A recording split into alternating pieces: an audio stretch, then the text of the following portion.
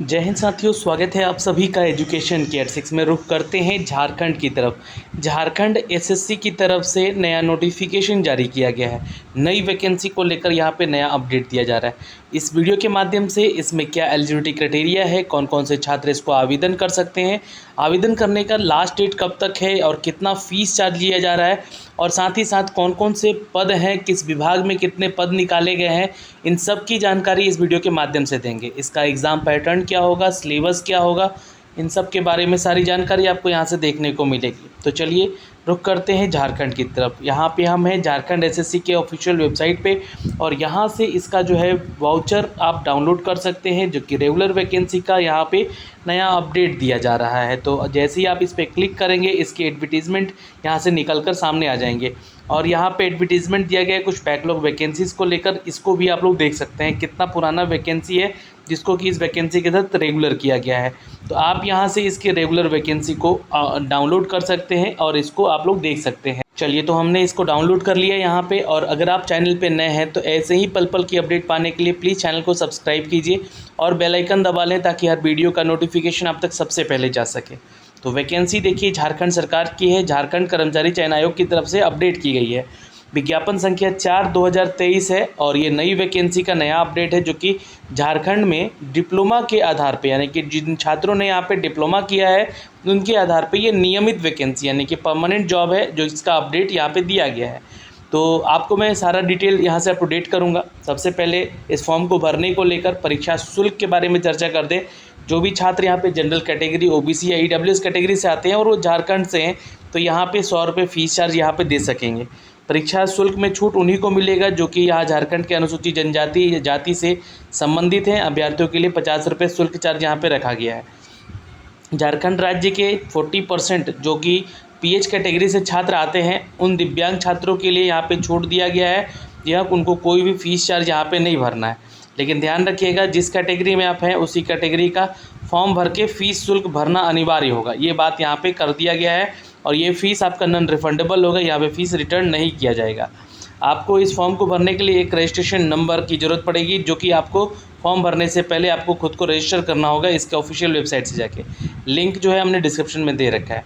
आइए अब यहाँ पे हम बात करते हैं नई वैकेंसी का, जिसके लिए वैकेंसी निकाली गई है। देखिए, तो पहला वैकेंसी है कनीय अभियंता। यहाँ पे ये जो है जूनियर इंजीनियर का जो पोस्ट है दोस्तों, आपको बता दें कि ये मैकेनिकल का लिए है। और किस विभाग में है, तो ये पेयजल और स्वच्छता विभाग की वैकेंसी है। टोटल वैकेंसी की बात करें तो 26 पदों की वैकेंसी है। आप यहाँ पे चेक कर सकते हैं कुल वैकेंसी। महिलाओं को कितना सीट रिजर्व किया गया है, यहाँ पे विवरण दिया गया है। जो खेल कूद कोटे से आते हैं उनको कितना सीट रिजर्व है, जो कि कैटेगरी पीएच से आते हैं उनके लिए कितनी कितनी सीट रिजर्व है, आप यहाँ से चेक कर सकते हैं। ठीक है, अब यहाँ पे हम बात करेंगे दूसरे विभाग का, जो कि पेयजल और स्वच्छता विभाग ही है, जहाँ पे असैनिक यानी कि यहाँ पे सिविल कैटेगरी में यह आपने डिप्लोमा किया है, यानी कि जूनियर इंजीनियर का पोस्ट है यहाँ पे दोस्तों सिविल में। तो जो भी छात्र यहाँ पे आवेदन करेंगे, टोटल वैकेंसी की बात करें तो 223 है। यहाँ पे अगर हम बात करें रिजर्व की यानी कि अनारक्षित की 107 है, और यहाँ पे अनुसूचित जाति की बात करें तो 29 है, जो कि आदिम जाति और के लिए सम्मिलित होते हैं इसमें, और अनुसूचित जाति के लिए 25 सीट है। ईबीसी ओबीसी की बात करें तो 27 और 13 सीट है। ईडब्ल्यूएस के लिए 22 सीट है। और यहाँ पे कैटेगरी वाइज सीट चेक कर सकते हैं जो दिव्यांग कोटे से छात्र आते हैं, और ये जो है 10 सीट आपका महिलाओं के लिए रिजर्व यहाँ पे रखा गया है। उसी तरह यहाँ पे स्ट्रीट लाइट इंस्पेक्टर का पद है यहाँ पे दोस्तों, जिसके लिए कि आप छात्र आवेदन कर सकते हैं। इन सबकी योग्यता मैं बताऊँगा आगे चलकर। टोटल सीट यहाँ पे 55 है। कैटेगरी वाइज यहाँ से आप सीट चेक कर सकते हैं। यहाँ पे आप कैटेगरी पीएच कैटेगरी से आते हैं तो अपने सीट चेक कर सकते हैं। महिलाओं के लिए 3 सीट रिजर्व है। पाइपलाइन इंस्पेक्टर का चौथा पोस्ट है यहाँ पे, जो कि टोटल वैकेंसी 16 है दोस्तों। इसके लिए भी अलग क्राइटेरिया है होगा यहाँ पे, और एलिजिबिलिटी क्राइटेरिया होगा यहाँ पे। टोटल सीट रिजर्व यहाँ पे कैटेगरीज के बारे में अपडेट किया गया है, और ये 1 सीट महिलाओं के लिए रिजर्व है, और यहाँ पे पीएच कैटेगरी से जो छात्र आते हैं उनके लिए रिजर्व है। कनीय अभियंता का ही पोस्ट है यहाँ पे, जो कि विद्युत नगर विकास और आवास विभाग की वैकेंसी है ये दोस्तों। यहाँ पे टोटल 46 पदों की वैकेंसी है। ये दोस्तों आपको बता दें कि इलेक्ट्रिकल वाले छात्र जो डिप्लोमा किए हुए हैं उनके लिए जूनियर इंजीनियर का पोस्ट है। टोटल 46 वैकेंसी है। कैटेगरी वाइज आप सीट यहाँ भी चेक कर सकते हैं। कनीय अभियंता का ही पोस्ट है, जो कि सिविल कैटेगरी में है, नगर विकास और आवास विभाग में। यहाँ पे टोटल वैकेंसी 188 पदों की है। 10 सीट रिजर्व है महिलाओं के लिए, बाकी पीएच कैटेगरी से जो छात्र आते हैं उनके लिए यहाँ पे सीट रिजर्व है। कनीय अभियंता मैकेनिकल के लिए है जो कि नगर विकास आवास विभाग में ही वैकेंसी है।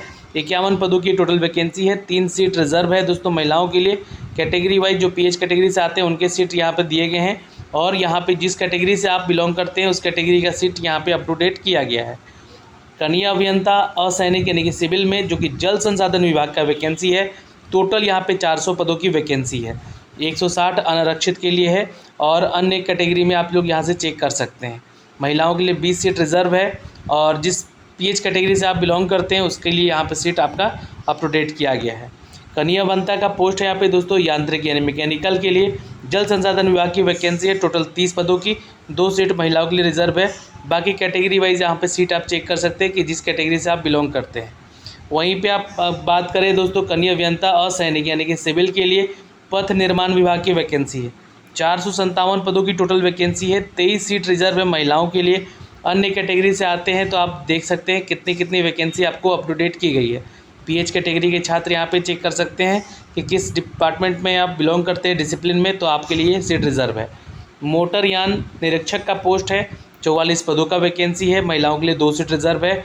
अन्य कैटेगरी से आप जहाँ से आते हैं उस कैटेगरी में कितनी सीट है चेक कर सकते हैं यहाँ से। अगला पोस्ट है कनीय अभियंता कृषि अभियंत्रण के लिए यानी कि एग्रीकल्चर इंजीनियर के लिए, जो कि कृषि पालन पशुपालन और सहकारिता विभाग की वैकेंसी है, टोटल 11 पदों की। यहाँ पे महिलाओं के लिए सीट रिजर्व नहीं रखा गया है, और ना ही किसी कैटेगरी पीएच में आपको यहाँ पे सीट कोई देखने को मिल सकता है। अगला पोस्ट है यहाँ पे दोस्तों कनीय अभियंता, जो कि इलेक्ट्रिकल के लिए पोस्ट है ऊर्जा विभाग में।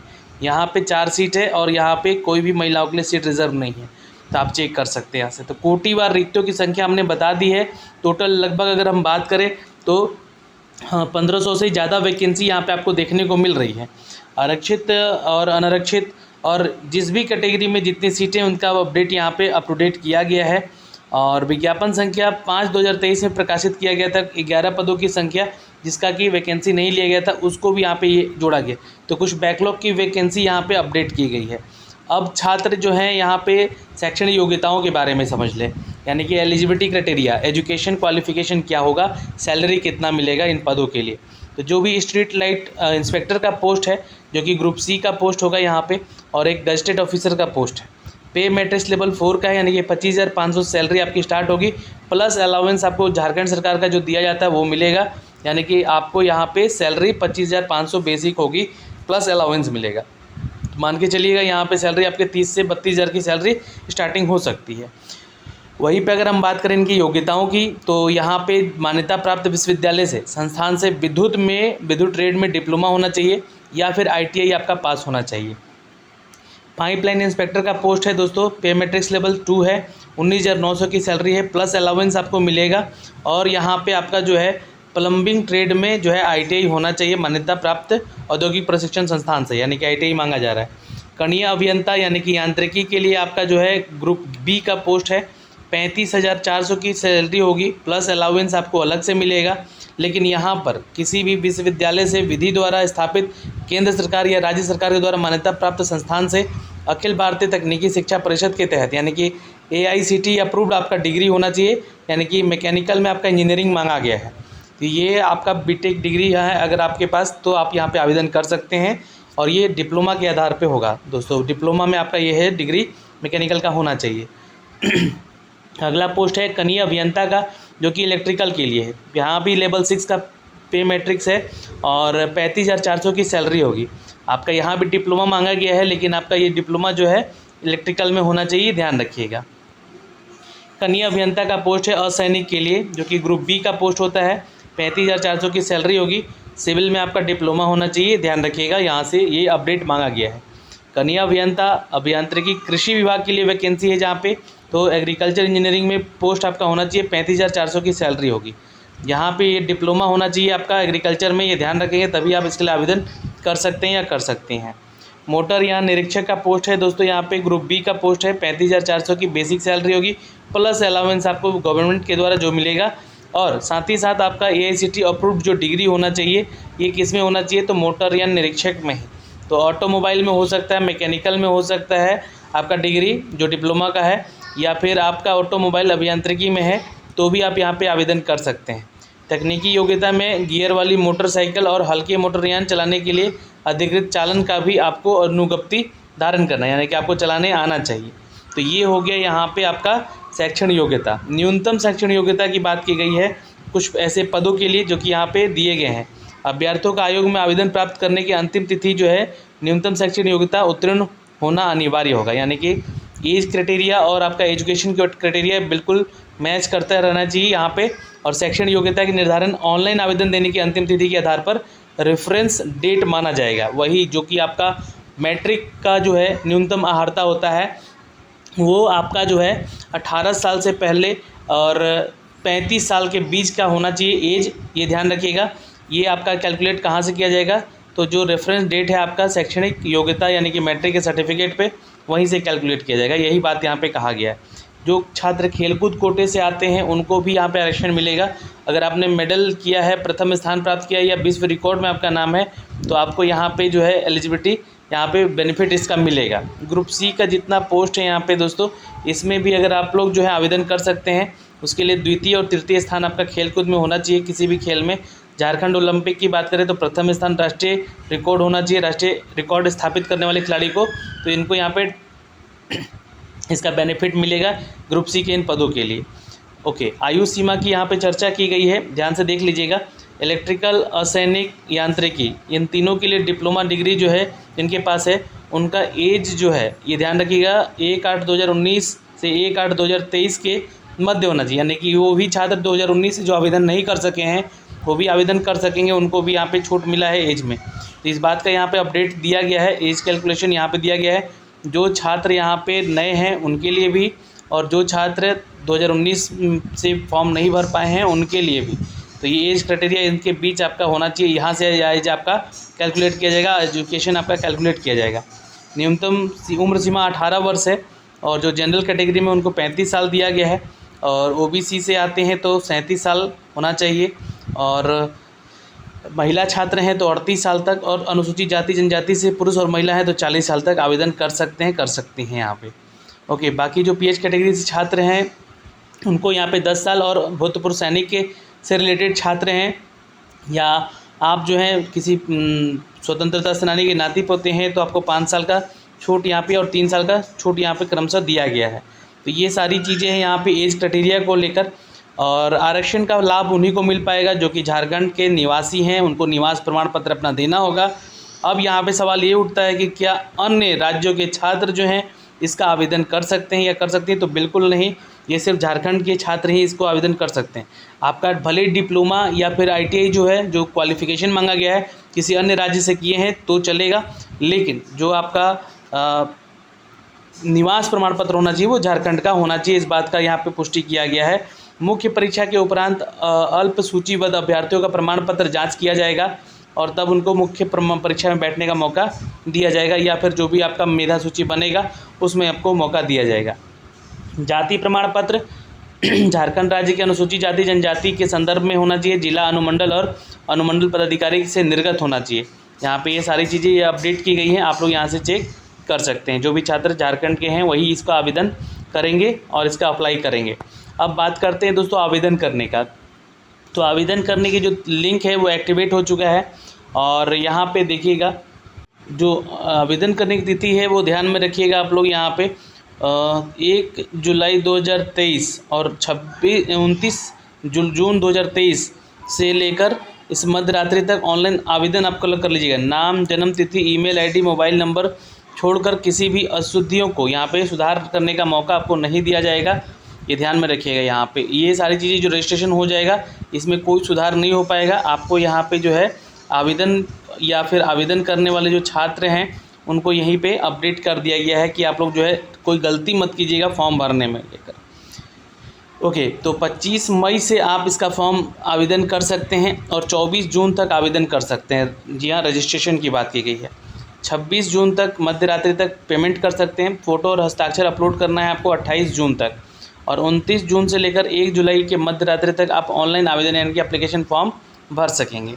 और जितने भी आपको अपडेट दिए गए फ़ीस को लेकर वो सिर्फ झारखंड छात्र के निवासियों के लिए दिया गया है। परीक्षा शुल्क भुगतान की प्रक्रिया जो है कुछ इस तरीके से है, आप सबमिट कीजिएगा, प्रोसीड करके पेमेंट पे क्लिक कर लीजिएगा। यहाँ पे टर्म एंड कंडीशन दिए गए हैं आपके। प्रोसीड बटन दबाकर आगे बढ़िएगा। यहाँ पर सेलेक्ट पेमेंट कैटेगरी चूज़ कीजिएगा और JDL CCE 2023 सेलेक्ट करके रजिस्ट्रेशन नंबर डाल के अपना परीक्षा शुल्क यहाँ पे भुगतान कर दीजिएगा। मात्र 100 रुपये फीस चार्ज यहाँ पे दिया गया है।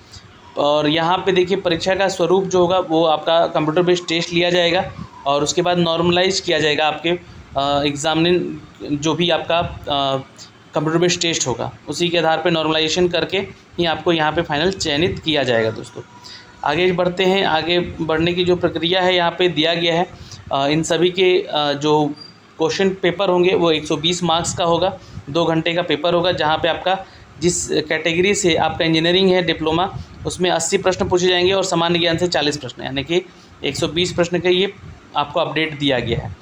अब जो भी छात्र जिस कैटेगरी से हैं उस कैटेगरी का देख लेंगे, आप किस डिसिप्लिन में अपना बीटेक या डिप्लोमा या फिर ITI कर रखा है उसी संबंधित 80 प्रश्न होंगे और 40 प्रश्न जो होंगे आपका सामान्य ज्ञान से होंगे। ये आपका सिलेबस का यहाँ पे पूरा पैटर्न दिया गया है। ये सिविल वालों के लिए है और इसी हिंदी में भी दिया गया है। ये अभियंत्री यानी कि अभियंत्रिकी पेपर 2 है सिविल वालों का, वो दिया गया है। उसके सिलेबस पूरा दिया गया है, क्या क्या चीज़ें पूछी जाएंगी आपका 80 नंबर में। मैकेनिकल इंजीनियर वालों का भी दिया गया है। उसी तरह से जितने भी डिसिप्लिन में आपका यहाँ पे वैकेंसी है उन सब का यहाँ पे जो है आपको सिलेबस भी पैटर्न दिया गया है। तो इस वीडियो के माध्यम से हमने आपको ये सारी जानकारी दी है। अगर आपका कोई भी डाउट है तो कमेंट सेक्शन में कमेंट करके पूछ लीजिएगा। संपूर्ण विश्लेषण किया गया है यहाँ पे इस वीडियो में और इस वीडियो का जो PDF है मैं आपको टेलीग्राम पे शेयर कर रहा हूँ। आप वहाँ से इसको डाउनलोड करके भी देख सकते हैं किस डिसिप्लिन में क्या सिलेबस यहाँ पे मेंशन किया गया है। दोस्तों जय हिंद, मिलेंगे आपसे अगले वीडियो में, तब तक के लिए